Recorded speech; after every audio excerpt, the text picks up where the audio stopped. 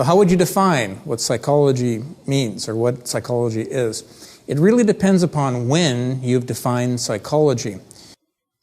So in terms of the history of psychology, prior to about 1929, psychology was defined as the study of consciousness. Notice, it's not the scientific study, it's the study of consciousness. From about 1930 to 1970, the definition of psychology changed. We were dealing more with the scientific study of behavior. And you may be asking, well, why exactly was that the case? It really has to do with the influence of behaviorism or the dominance of behaviorism during that period of time. And we'll be talking about behaviorism as a paradigm in psychology shortly. And from about 1970 on, psychology has been defined as the scientific study of behavior and mental processes. So we're really looking at two main things in psychology. We're looking at overt behavior, but we're also looking at mental processes, which could involve the physiological basis of behavior or cognition for that matter. According to another definition of psychology, psychology could be defined as the scientific study of behavior and the factors that influence it.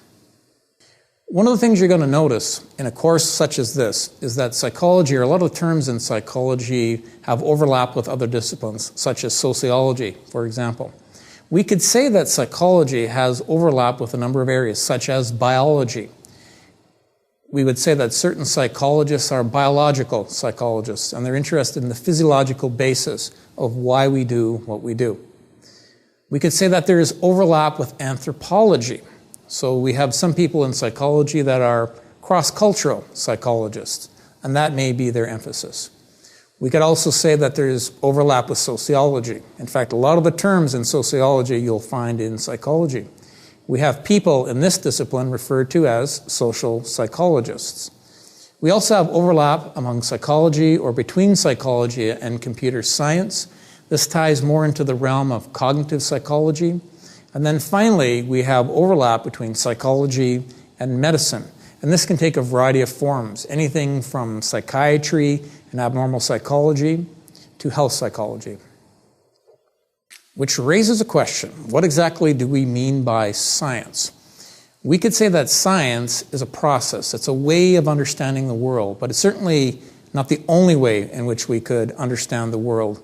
And psychology involves a number of steps. First of all, we make observations about the world. Then we formulate these theories. These theories then are ultimately tested. Now in our culture, many people may see their perspective as scientific. They make observations and they formulate these theories. However, science involves more than just this armchair speculation. The whole testing and the testing of hypotheses is a big component of psychology and science in general.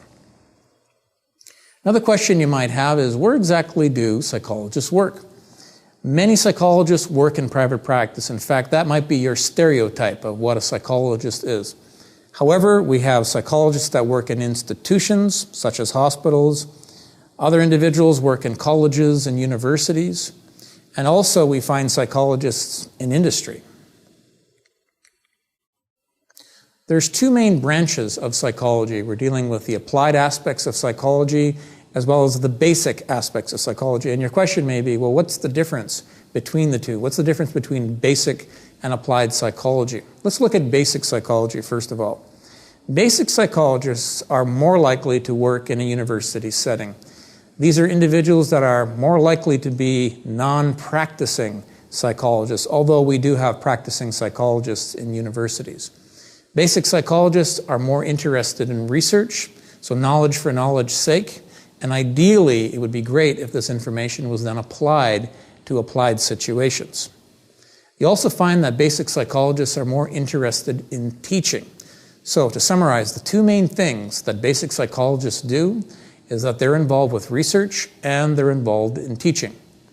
On the other hand, we have applied psychologists. Now, what exactly do they do? This is probably a reflection of what your stereotype is of what psychologists are and what they do. Many psychologists work as clinical psychologists, and others work as counseling psychologists. The bottom line is that applied psychologists work in the field in applied ways, usually working with people in some capacity.